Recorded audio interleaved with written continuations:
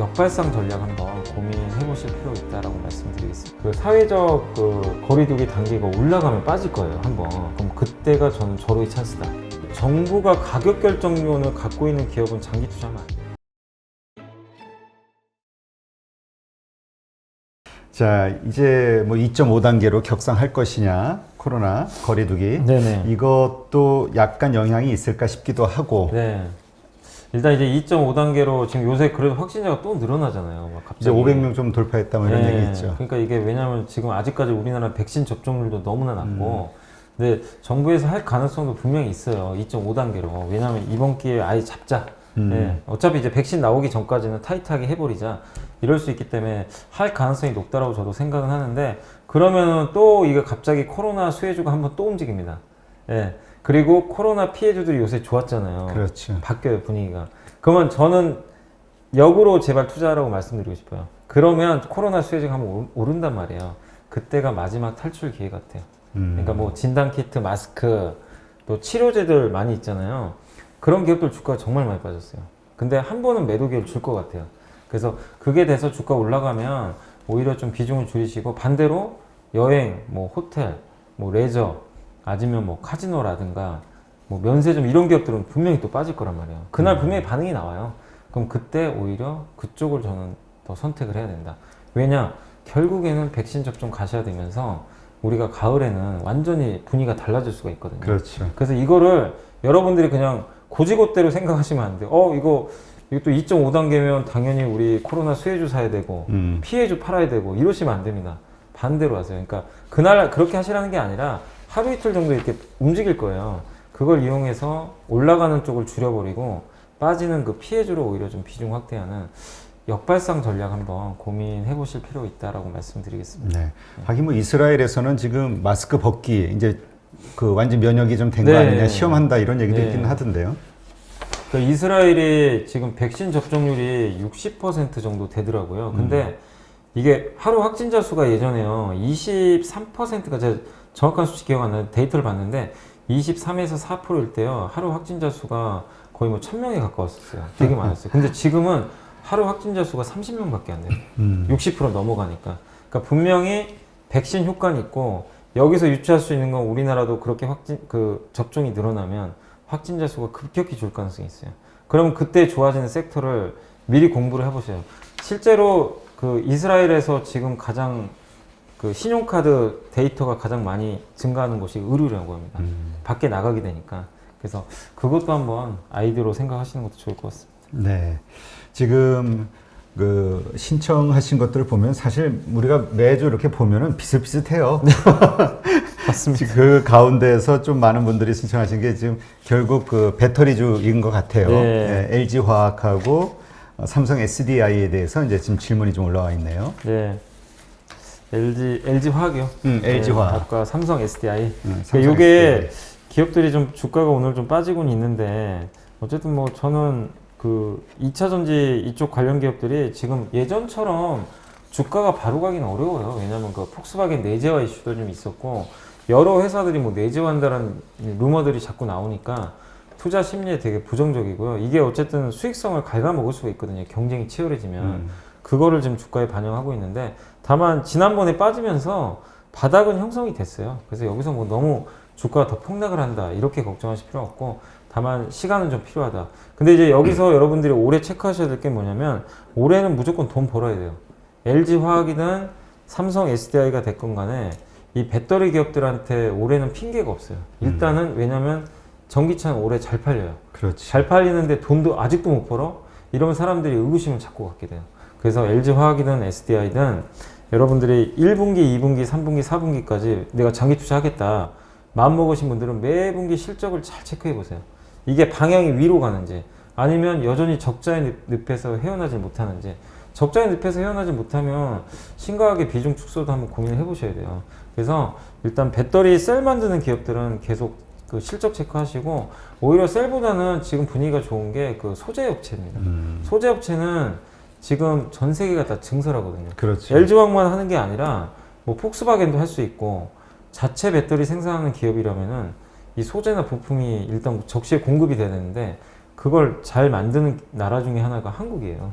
한국이 잘하니까 오히려 지금 단기적으로는 소재나 부품, 장비 쪽이 조금 더 모멘텀은 있다. 그래서 전체 그림은 바닥은 맞아요. 너무 걱정하실 필요 없는데 셀 업체는 조금 횡보하고 배터리 소재 장비는 좀 차별화되면서 가는 그런 좀 흐름으로 봐주시는 게 좋을 것 같습니다. 네. 근데 오늘 나온 뉴스 보니까 그 개발비, 연구 개발비, R&D 비용 지출한 거 보니까 또 삼성 SDI가 상당히 높은 비중을 맞아요. 가지고 있더라고요. 이제까지 우린 삼성 SDI는 별로 투자를 안 한다 이런 생각을 갖고 있었는데 그거는 이제 약간은 오해가 있을 수 있는 게요. 증설을 안 했어요. 증설을 안 하고 했는데 실제 R&D 투자는 되게 연구 많이 개발 해요. 엄청 왜냐하면 전 세계에서 그 배터리 특허 제일 많이 갖고 있는 회사가 LG화학입니다. 근데 그 다음이 삼성 SDI예요. 크게 차이가 안 나요. 네, 두 회사가 제일 많이 갖고 있고 그 회사들의 10분의 1밖에 없어요. CATL이. CATL은 특허가 얼마 안 돼요. 생각보다. 폭스바겐의 그 노스볼트는 거의 없고. 그러니까 저는 우리나라 기업들의 미래를 밝게 보는 게 배터리 셀을 특허 건수에서 이미 경쟁력 차이가 엄청나요. 사실 이번에 그 SK 이노베이션하고 LG화학이 소송을 했지만 사실 LG화학의 장점은 이 배터리 특허가 엄청 많아서 그 특허에 경쟁 업체들이 걸릴 수가 있어요. 그래 버리면 LG화학이 그 소송 걸 수도 있는 거거든요. 만약 그렇게 돼서 이겨버리면은 진짜 신생 업체들은 엄청난 타격을 받을 수 있어요. 그래서 이거는 정말 저는 우리 한국만의 무기라고 생각을 해요. 되게 그래서 이 배터리 특허도 많고 또 삼성 같은 그룹들이 이 R&D 투자 많이 하는 것도 나중에 이게 시간이 지나면 엄청난 경쟁력이거든요. 그래서 되게 좋은 좀 뉴스가 나온 것 같습니다. 네. 자, 그 다음에 이제 삼성물산에 대해서 질문을 주셨네요. 삼성물산이 요새 지주회사들이 모멘텀이 좀 없잖아요. 이게 주가 좀 시장이 지지부진하고 삼성물산은 일단은 세 가지입니다. 첫 번째가 삼성바이오가 가야 돼요. 제일 많은 비중을 차지해요. 근데 삼성바이오로직스가 주가가 좀 횡보해요. 그래서 좀 약간 부진한 거고 두 번째가 전자가 가야 돼요. 네, 삼성전자. 근데 삼성전자도 엄청 부진했잖아요.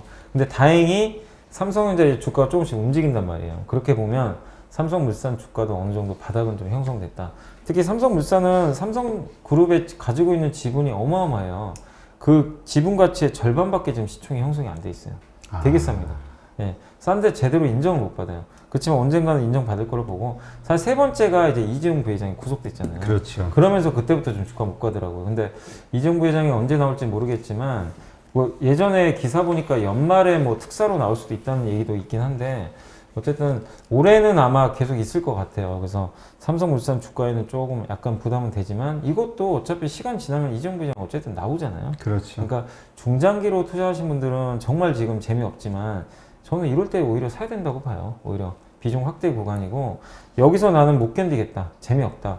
그런 분들은 정리하고 다른 걸로 교체하시는 것도 방법이지만 중장기 투자하신 분들은 일단 이를 까고 안 물고 왜냐면 저는 나쁠 게 없다고 보거든요. 지금 결국은 자산 가치 정도는 너무 싸요. 진짜. 지금 PBR이 0.5라는 얘기예요. 맞아요. 싸고 싸네. 그 다음에 앞으로 배당도 많이 늘려줄 거예요. 분명히. 왜냐면 삼성전자 이제 어쨌든 그 이건희 회장이 상속세도 내야 되거든요. 그렇죠. 그렇게 보면 이제 이재용 부회장도 배당을 많이 받을수록 되게 유리하기 현금이 때문에 필요하죠. 그렇게 보면 삼성물산 충분히 저는 매력이 있다고 생각합니다. 다만 무겁고 아직은 뭔가 모멘텀들이 좀 부족하니까 조금의 기간 조정은 조금 더 감안하셨으면 좋겠습니다. 네. 지금 화학과 관련해서 그러니까 일단 뭐 SK 질문 주신 분도 있는데 이거 지금 다 지주사들의 공통적인 비슷해요. 문제라고 봐야 되겠죠. SK도 나쁘게 보실 필요는 없는 게 뭐 하나그룹도 있고 다 성장 산업에 투자를 하잖아요. 근데 SK 투자하신 분들은 너무 막 그 CEO 그때 CEO 데이가 열렸을 때 140조 얘기가 나왔어요. 그거 보셨죠?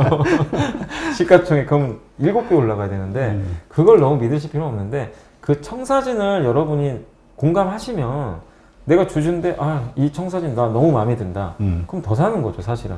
이걸 믿고 한번 해보는 거고 저것도 거짓말하는 거 아니야 막 이런 분들은 팔고 나가셔야죠. 본인 선택이에요. 근데 그게 회사에서 뭐라 그랬냐면 5년이라고 그랬어요. 2025년까지. 당장 가는 게 아니에요. 그래서 진짜 긴 호흡으로 투자하시면 돼요. 그래서 오늘 빠진다, 내일 오른다 그냥 신경 쓰지 마시고 빠지면 오히려 사면 되고 그렇지. 오르는 날은 그냥 가져가고 이러면 얼마나 편해요. 너무 하루하루에 좀 일일비 안 하셨으면 좋을 것 같아요, 진짜. 그래요. 이 진짜 보니까 짧게 보면은 이게 사람 심리가 매일 이거 맞아요. 주식 전광판 보면은 이거 막 올라가죠. 막 이게 답답하지. 맞아요. 네. 근데 좀 이렇게 멀리 좀 보면은 네, 맞습니다. 뭐 어쨌든 올라가든 방향성이 다 보이는 거니까 지금 화학과 관련해서 롯데케미칼 금호화학. 아, 예. 금호석유요. 아, 금호석유인가요? 금호석유 말씀을, 예. 아, 예, 금호석유. 이게 요즘에 되게 좀 약간 그 애널리스트들이 말한 거랑 약간 반대로 가는 기업 중에 하나가 롯데케미칼이에요. 무슨 얘기냐면 실적 추정치가 다 올라갔어요. 올라가고 다 매수 추천이고 목표 주가도 올렸어요. 근데 제가 그래서 저도 관찰을 하고 있거든요. 안 가요. 자꾸 반대로 떨어져요. 뭔가 불안한 게 있나 네, 보다. 이게 뭐냐면 그 롯데케미칼이 예전에 뒤통수를 많이 때렸어요. 아, 왜냐하면 이렇게 애널리스트들이 좋게 얘기했다가 몇 년 전에도 그 제가 기억이 2018년이에요. 그때 반도체 못지않게 좋았던 게 석유화학입니다. 에틸렌이요. 장난 아니게 호황이었는데 그래서 그때도 아마 40만 원 갔었어요. 롯데케미칼에. 그랬는데 결국에 뒤에 뭐가 따라왔냐면요. 증설이 따라왔어요. 전 세계 에틸렌 회사들이 막 증설해버린 거예요.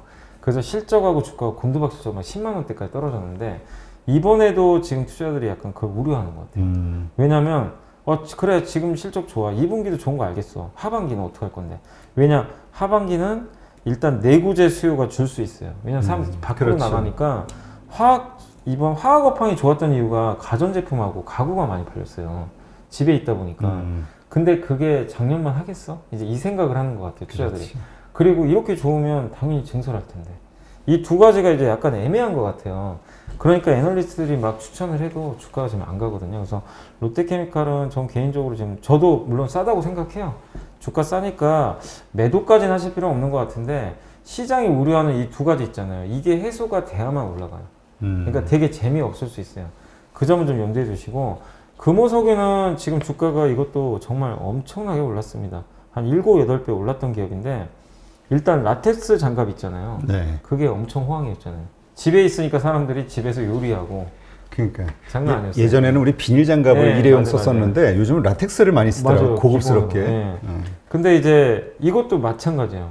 아까 롯데케미칼 똑같죠. 그럼 하반기는 어떻게 할 건데? 이거예요. 하반기는 줄지 않을까? 약간 이 느낌 있잖아요.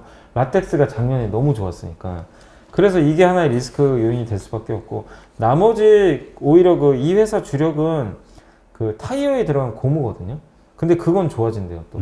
그래서 한쪽은 좋아지는데 작년에 많이 수익이 났던 한쪽 사업은 또 안 좋아질 수 있기 때문에 약간 그 부분은 좀 중립이다. 그래서 주가는 좀 굉장히 이것도 좀 횡보하지 않을까 이렇게 보여지고 근데 경영권 문제는 좀 리스크가 있어가지고 예측하기가 좀 저는 어렵더라고요. 네. 이 금호석유는. 근데 저는 그냥 그냥 소신대로 얘기할게요. 저는 개인적으로 금호석유도 되게 좋게 보는 애널리스트들이 많은데 월봉에서 이게 4만 원짜리가 그냥 쉬지도 않고 30만 원까지 한번 갔다 왔어요. 아, 너무 많이 올랐어요.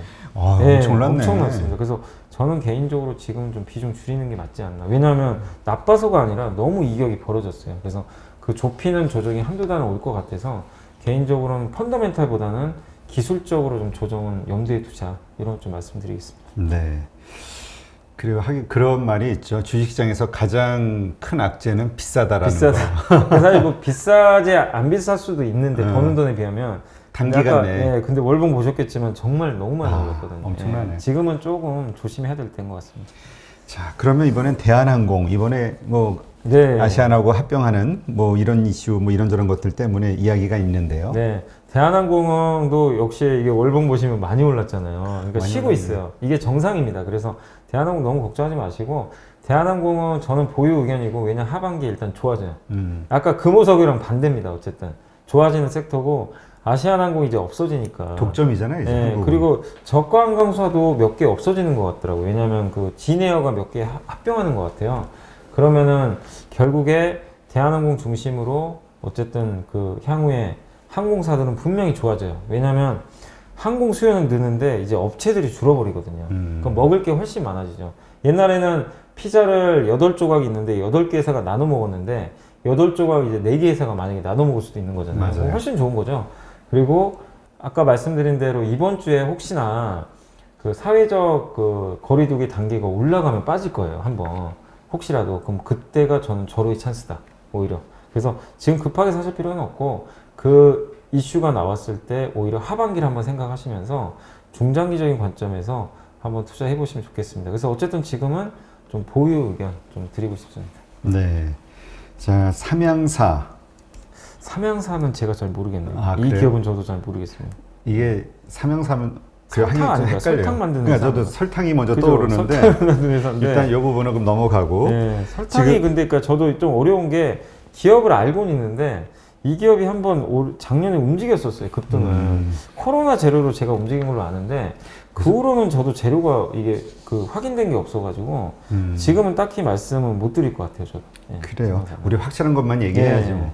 궁금한 것도 모르는 것도 많은 주린이 여러분, 생각보다 쉬운 주식 투자 저와 함께 해보시겠습니까?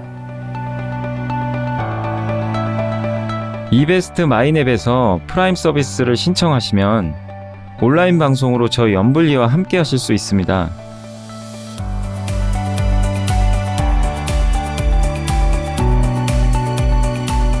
프라임 서비스를 신청하시려면 이베스트 마이넷 어플 설치 후 다이렉트 계좌 개설 메뉴에서 계좌 개설을 진행해 주세요.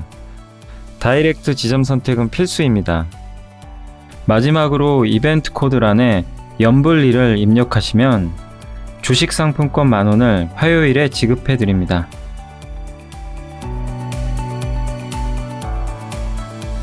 궁금하신 사항은 02-3779-8880으로 연락 주세요. 제가 여러분의 성공 투자를 끝까지 응원해 드리겠습니다.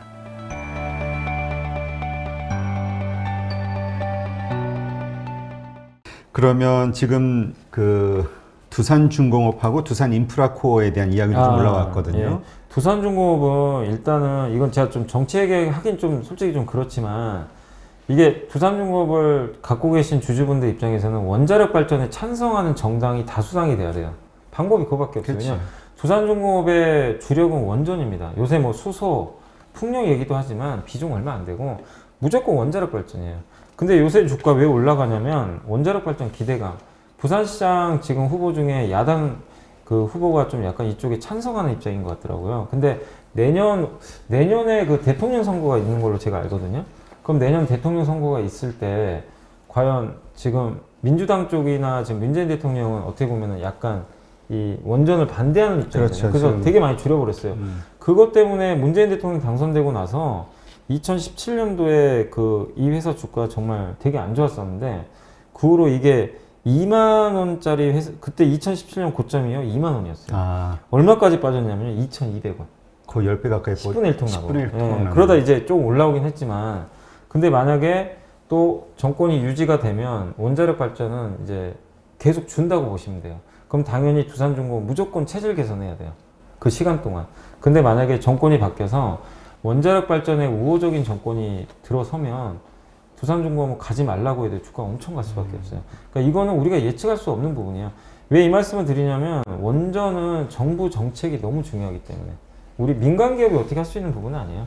그래서 그렇죠. 그걸 염두에 두시고 내년도에 혹시라도 뭐 그런 쪽을 기대하신다면 가져가시는 거고, 그다음에 풍력하고 수소 사업 하고 있는데 이거 좋아요. 좋은 사업인데 일단은 지금 당장의 영향을 주진 않습니다. 실적에. 그래서 좀 롱텀하게 이건 봐주시면 좋을 것 같아요. 그래서 지금 두산중공업 갖고 계신 분들은 저는 개인적으로 어쨌든 지금은 바닥이라고 보고 있어요. 그렇게 뭐 많이 오른 건 아니기 때문에 계속 좀 장기적으로 보유 관점 내년까지 한번 보시면서 보유하셔도 좀 좋지 않을까 생각을 하고 있습니다. 네.